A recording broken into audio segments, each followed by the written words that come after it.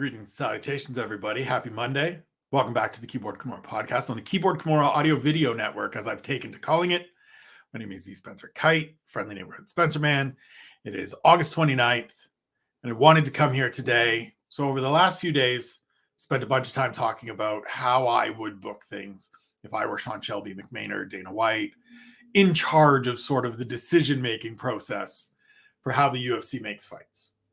And so we've gone through that part. We've gone through the championship fights. Ian and I talked on Saturday about a bunch of sort of underrated fights that are, need a little bit more exposure that we're looking forward to over the next 2 months.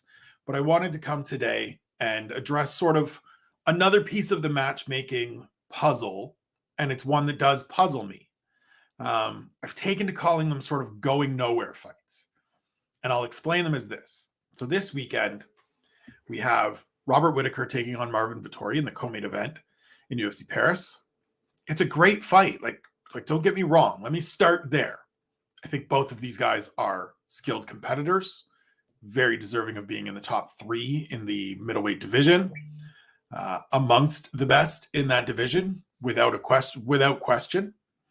As I said earlier in the week, I think Robert Whittaker is the clear silver medalist, or last week, I guess. Robert Whittaker is the clear silver medalist. Marvin Vettori is in that fight with Jared Cannonier, probably for the bronze medal. But this fight, to me, well, it looks sharp on paper, right? It looks like a good matchup to put out there. It sort of doesn't do anything for the division. And here's what I mean. Each of these guys has lost to Israel Adesanya twice, the second time coming within the last 18 months for each of them. Maybe a month off, if my math might be 19 for Marvin Vettori, dating back to last April. Either way, they've both lost championship fights within the last 2 years.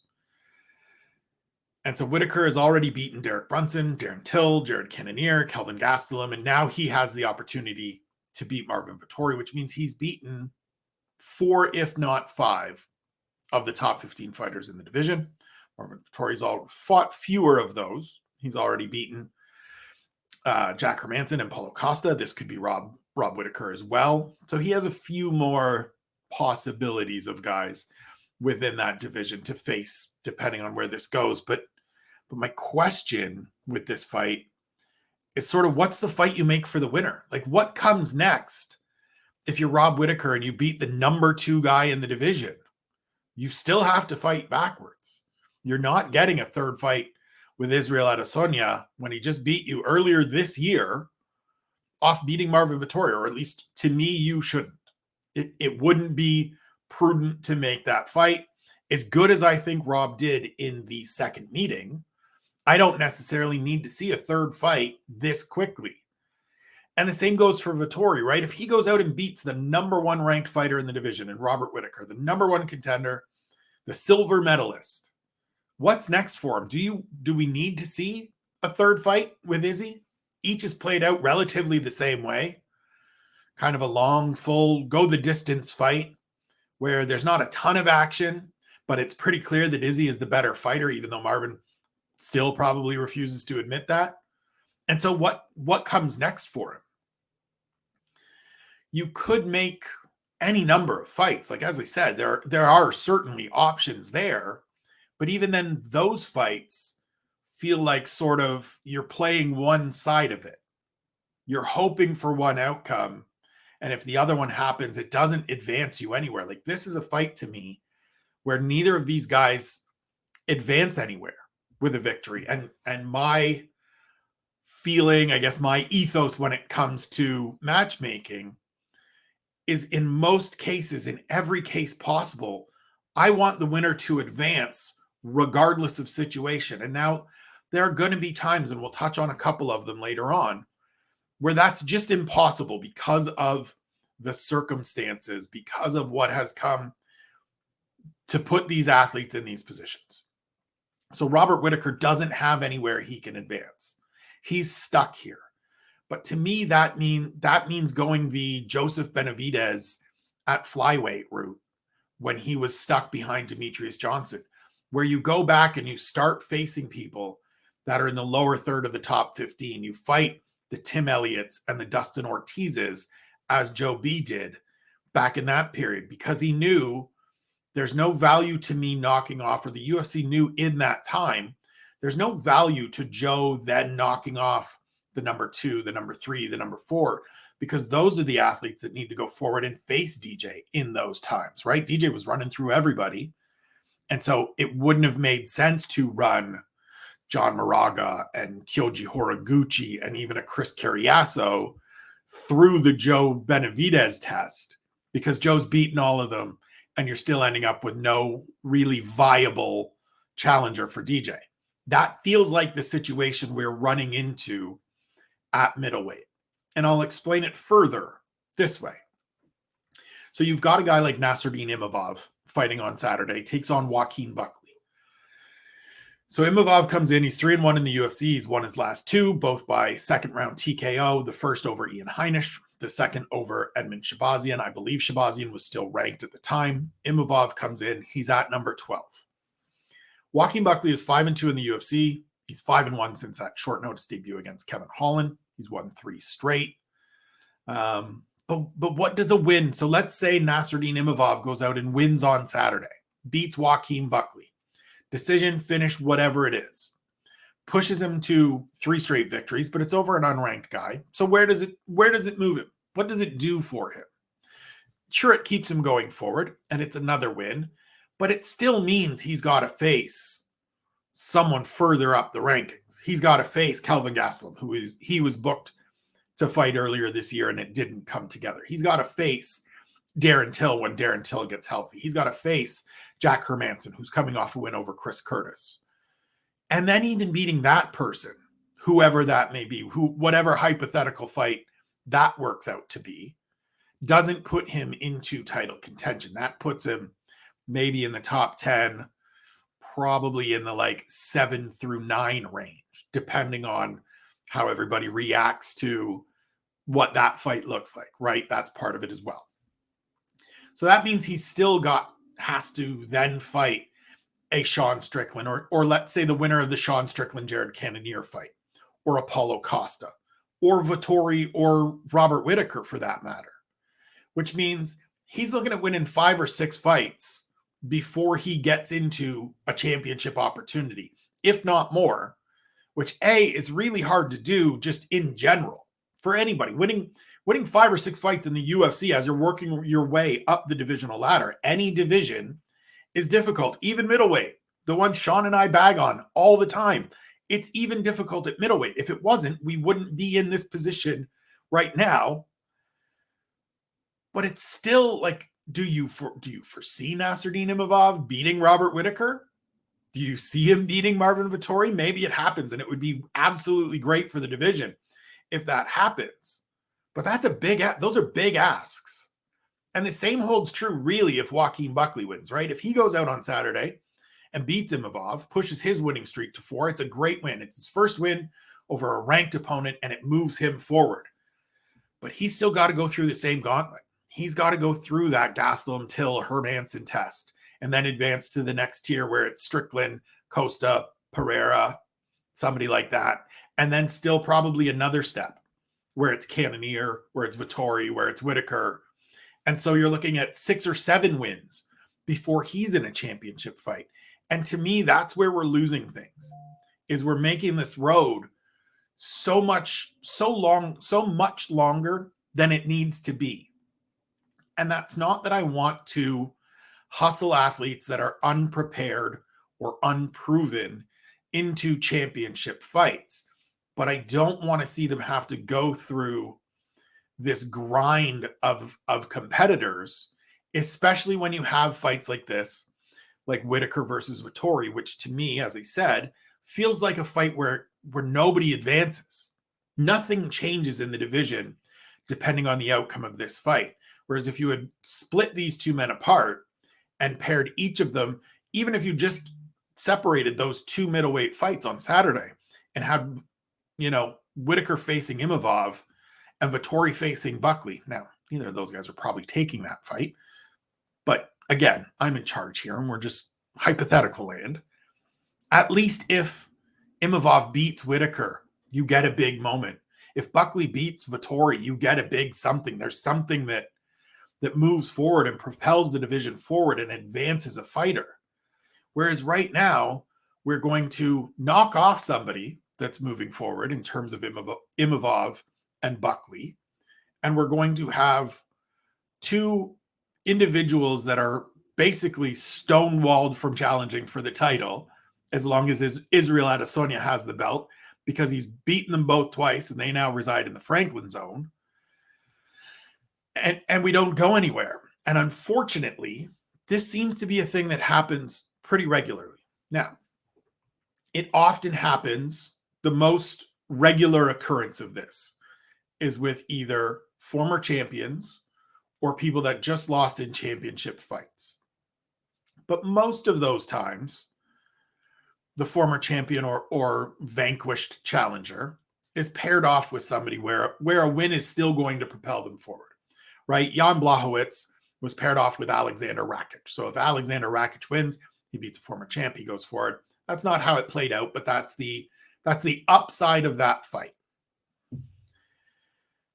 The downside of it, however, is a fight like, I don't know, Brian Ortega and Yair Rodriguez, where Brian Ortega is fresh off a loss to Alexander Volkanovski, where yes, there were positive moments. There were close moments in that third round. But for the most part, we saw what we saw, and Alexander Volkanovski dominates that fight. If he goes out and beats Yair Rodriguez, not only does it take Rodriguez out of the mix, but it doesn't advance Brian Ortega anywhere. It just puts him in a position where he's kind of the clear bronze medalist in the division, because we saw what happened when he fought Max Holloway, and Max Holloway can't beat Volkanovski. Now, you could say, well, the upside is Yair Rodriguez wins the fight and he moves forward. To me, I said it at the time, I stand by it now. One win for Yair Rodriguez after the loss to Max Holloway over Brian Ortega, who can't get past, or has shown thus far that he could not get past the number one and number two guy in the division. Didn't necessarily feel like the win Rodriguez needed to be elevated into a championship fight. That's my opinion. Again, that's me making those decisions. It's probably going to come to pass that way. That's probably a fight we're going to see. I'll still enjoy the hell out of it, but it's just not the booking decision I would make. To a lesser extent, it's a fight like we had earlier this year between Marina Rodriguez and Yan Xiaonan, where neither of them are coming out of a championship fight, but you've got Marina Rodriguez at that point going forward off 3 straight victories, including 2 main events, where Yan Xiaonan is coming off an ugly TKO loss to Carla Esparza. Now, that's not to disparage Carla Esparza, who, of course, has subsequently gone on to win the title. But Carla Esparza wasn't finishing anybody and then went out and dominated Yan Xiaonan. And Marina Rodriguez, who has headlined back-to-back events and won 3 straight, gets to fight someone who has already lost to Carla Esparza, who is coming off a grisly loss to a contender. So Rodriguez goes out and it's a close fight. It's an awkward fight. It's a tough fight. She gets a victory, a split decision win. So she's at 4 straight wins, but it doesn't move her anywhere. It doesn't do anything for her. She's fighting backwards in the division, and it still doesn't get her ahead of, as we see now, that pack of former champions that just seems to get to exist above everybody else and just seems to need one win amongst that circle in order to go forward and fight for the title again. Because Zhang Weili comes off 2 losses to Rose Namajunas, goes out and beats Joanna Jędrzejczyk, who hadn't fought since their first fight, so had been off for a couple of years, hadn't earned any victories. She gets the knockout win, and now she's fighting for the title again, while Marina Rodriguez gets Amanda Lemos in another tough fight that won't necessarily move her forward, because she's already the number 1 contender in my eyes. Like, maybe not by the ranking sense, but in terms of who has and hasn't fought for the title already, she's number 1 on the list of hasn't fought for the title already. And yet she's going through this gauntlet. She's going through this meat grinder of dangerous, tough fights that we're not asking champions or former champions to go through, or in some cases, close contenders and famous names. And it doesn't do anything for the division. It doesn't move anybody anywhere. A great example of this is Colby Covington and Jorge Masvidal. Like, both of them are coming off championship losses. Both of them had lost to Kamaru Usman twice. The win didn't really help Colby Covington. It didn't change how we think about Colby Covington.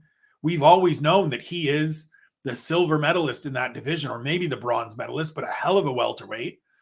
A guy that's going to beat you with pressure and pace and wrestling and all of those things, as he did to Masvidal. The loss diminishes Jorge Masvidal more, to where he comes out after Leon Edwards kicks Kamaru Usman in the head to signify a changing of the guard at the top of that division and says, great, it's my turn now. And I don't think there's anyone that was like, yeah, it's Masvidal's turn now, because he hasn't won a fight in forever. It feels like forever. It's not quite forever, but he hasn't won a fight since beating Nathan Diaz for the BMF title. He's lost 3 straight. Does that get you a championship opportunity because you have beef 3 years ago? Not for me. Not in my eyes. The UFC could do what they want, can make whatever they want, but I think even Masvidal and his people need to be realistic here, because Usman's getting a rematch. Hamza Chimaev, if he beats Nathan Diaz, is next in line. So you got a lot of work to do, rather than just tweeting out 3-piece Minnesota, here we come. And so that fight just, what did it give us? Where did it move us? What did it advance us? Versus if you get Covington in there with Chimaev at that point, or you get him in there with Bilal Muhammad, and you get Masvidal in there with someone else that's working their way forward, a Sean Brady, a Shavkat Rakhmonov. And again, I understand that these established names and these established challengers aren't necessarily rushing out there super excited to face the up-and-coming, looks like a killer fighter, like Chimaev, like Sean Brady. Zhang Wei Li's not in a rush to face Marina Rodriguez.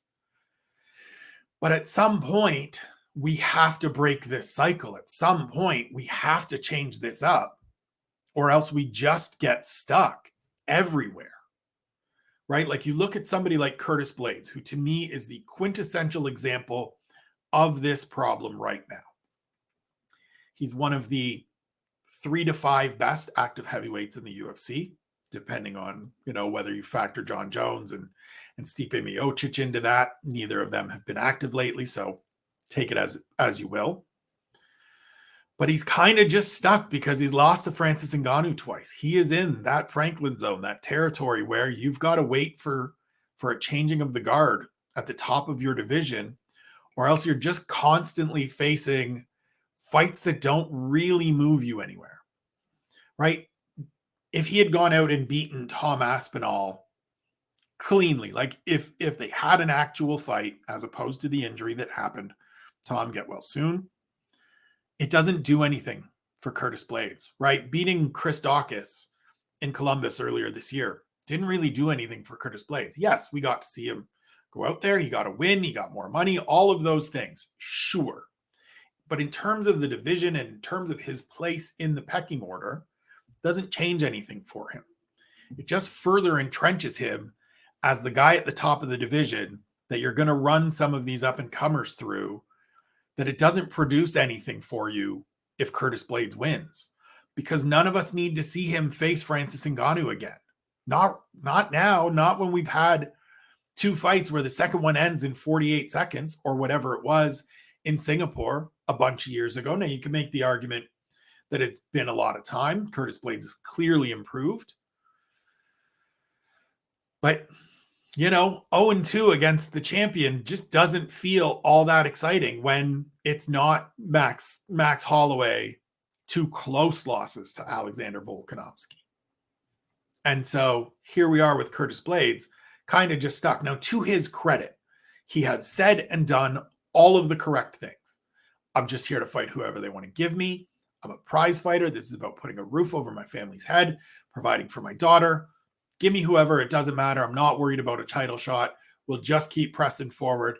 And whatever it is whatever it is. That is the absolute correct approach to take for Curtis Blaydes and sort of anyone in this position. But to me, if you're the UFC, you want to avoid putting people in this position as best as possible. Because what ends up happening is what we have right now this weekend coming up in Paris at middleweight, where Rob Whittaker and Marvin Vettori are going to fight. It's going to be a good fight, should be a competitive fight, an entertaining fight, all of those things. But what does it do? Where does it get us? What does it move us forward towards? The winner of that is facing who? Probably the winner of Jared Cannonier and Sean Strickland. Except Rob's already fought Jared Cannonier. So if that happens, now we've got two guys, potentially, that are in that weird space. So if Cannonier wins, is he going to face Marvin Vettori and we just perpetuate this even more? At some point, there has to be a way to incentivize these athletes to fight backwards, to make it to where it's not just about protecting your space in line. And I don't think that's what Robert Whittaker or Marvin Vettori is looking to do here. I don't think either of them are wired that way, but that's what the UFC continues to book. That's what the UFC continues to put forward for these athletes at the top of these divisions, right? There's only a handful of names right now that Gilbert Burns is interested in facing. One of them being Masvidal. What does a win over Jorge Masvidal do for Gilbert Burns at this point? What does it do for the division? We know he's a top 5 fighter. Beating Masvidal doesn't change any of that. Why not get him in there with a Shavkat Rakhmonov? So we at least find out a little something else about Rakhmonov. If he wins, he moves forward. We get a new contender. If he doesn't, we understand that he's not quite there yet. And Burns still, even if you, same as he would if he beat Masvidal, maintains his place. To me, it's about, as often as you can, getting an outcome that forwards a division, that moves things, that advances things, that gives you a new question and a new problem and a new interesting angle to pursue, rather than running these fighters that are on the ascent through the meat grinder. Leon Edwards had to go through a meat grinder, constantly facing the next man up. Kamaru Usman did it before he got to the title, before he faced Tyron Woodley. What's the purpose here? We've seen it at featherweight, right? Calvin Kattar winning fights. Great. Next up is Max Holloway. Arnold Allen, 9 straight wins. He comes out, he beats Dan Hooker, and he says, great, give me Calvin Kattar, because that's what has been shown to him as the thing you have to do, is beat the guy that's right in front of you and then beat another person, if not 2 more, before you get that championship opportunity. And it leads to these situations where we have very shallow lists of contenders and very few championship fights in a number of these divisions that people are going to be truly interested in watching, in buying, in paying for, in feeling that they're compelling, really competitive fights, because we're going to get to a point, and we're already starting to get to a point where the person challenging for the belt either hasn't gotten through those top contenders or hasn't been forced to, hasn't been asked to.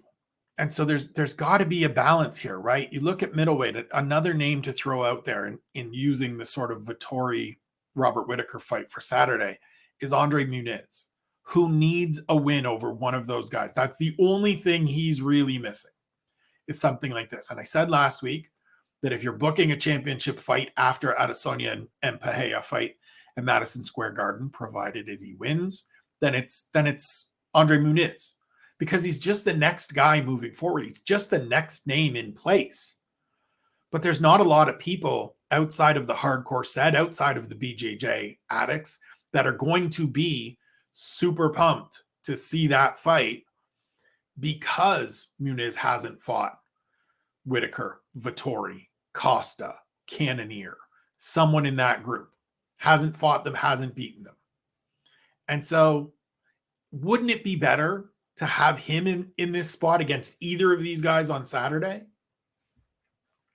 Worst case, you get a new contender. Or worst case, I should say, you get what you're getting Saturday regardless. And that's the entrenched guy that hasn't beaten Izzy, sort of solidifies his spot and shows that the next man up isn't quite ready. But best case, Andre Muniz goes out and defeats one of these guys and shows through his efforts. Even if it looks like the Uriah Hall fight, he's good enough to do that to the number 1 and number 2 contender in the division, which sets him up as a interesting curiosity of a challenger for Israel Adesanya. Who needs fighters like that? Who needs opponents like that? It's at least a different wrinkle that we haven't seen Izzy have to deal with.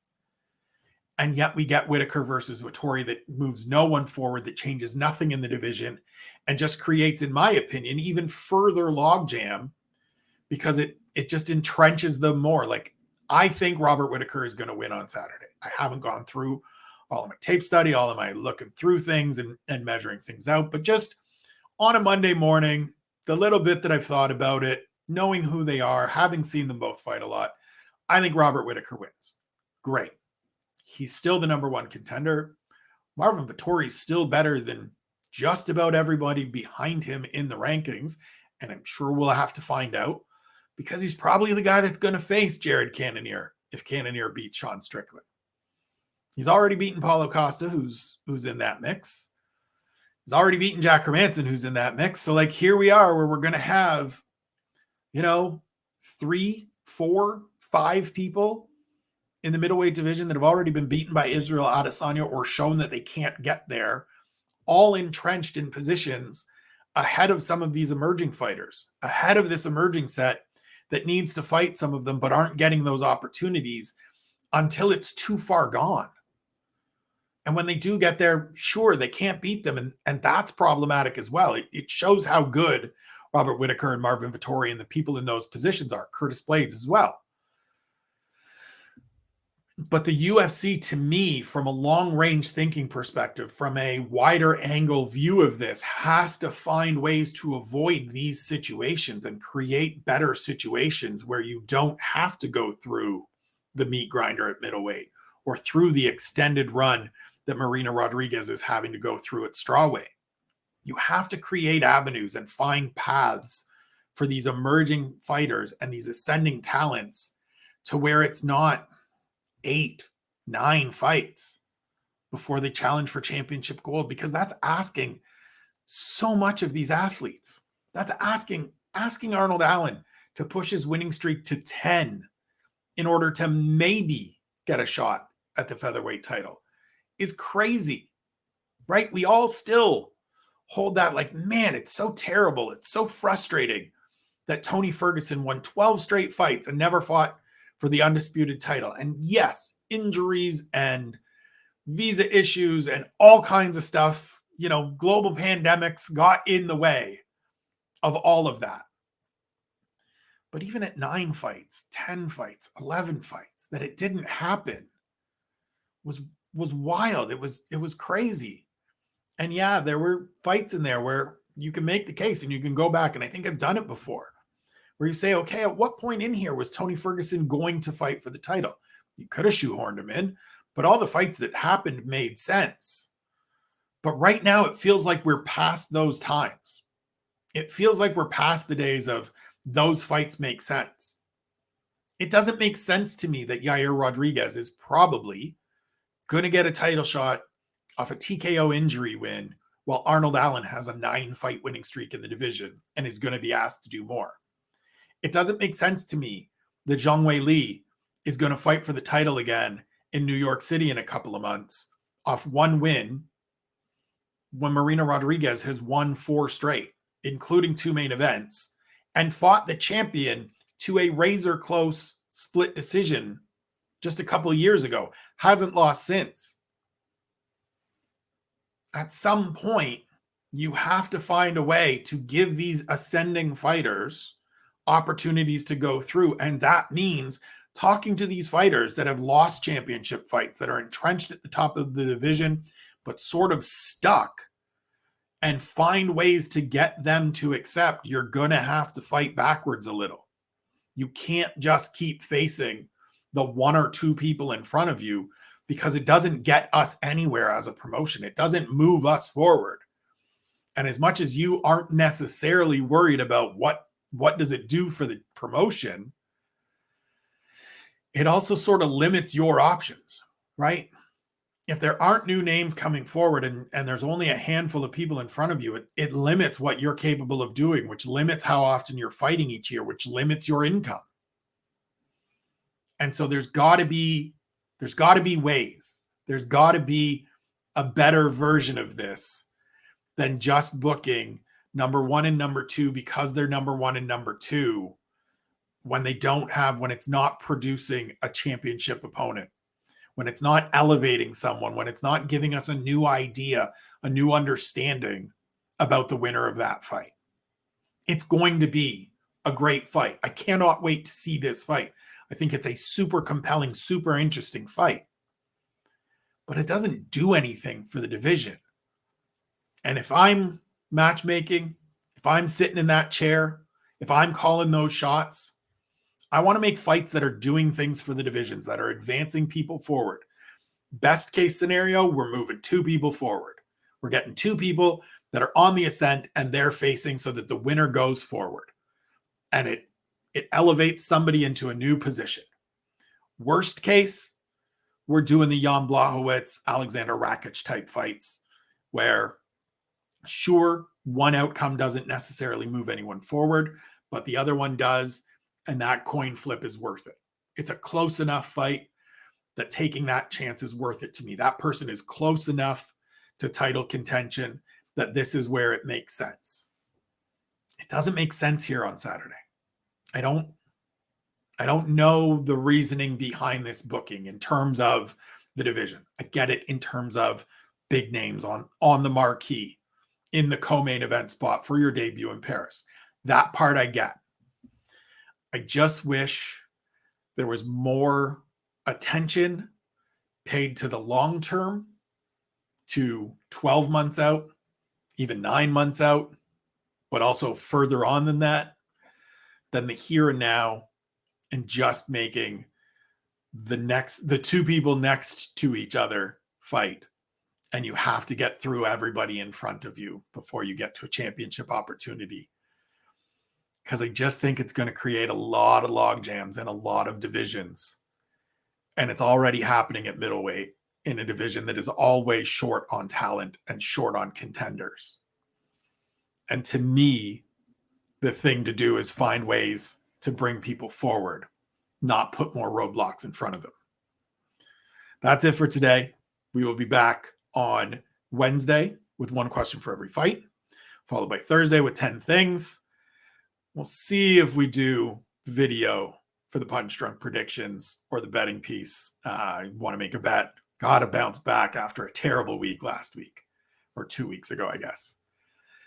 But that's it. Thank you for listening.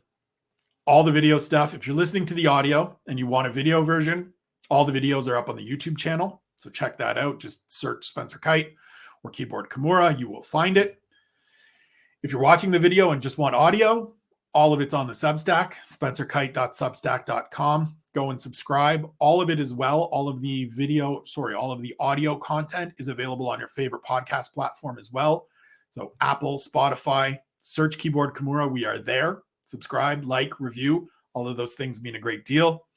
Shouts to Dave Fretz for the new artwork. You will see it on the different pages, on the different platforms. Looks clean. It looks fresh. It works with the colorway that we've been working, that Harry has created for the site. Welcome back, Harry. He will be back producing later this week. I'm happy to have my guy back. Looking forward to doing the preview show with him this week, and Ian and Sean, if Sean's popping in. Appreciate you guys for always spending time with me, for listening to this stuff. Let me know what you think. Let me know your thoughts and your opinions on this subject, on what else we can do on this platform. Going to be taking a couple weeks off after this week, taking my first vacation in 12 years, my first actual close the laptop, not doing any work vacation. But that means I'm going to bring you as much as I can this week, as much stuff as you want to see, as much as you want from me this week. I'm going to try to deliver it. So I'm going to go for now. We'll be back all the rest of the week. Thank you for listening. Thank you for paying attention. Appreciate you. Love you. Take care of yourselves. Take care of one another. We'll talk soon.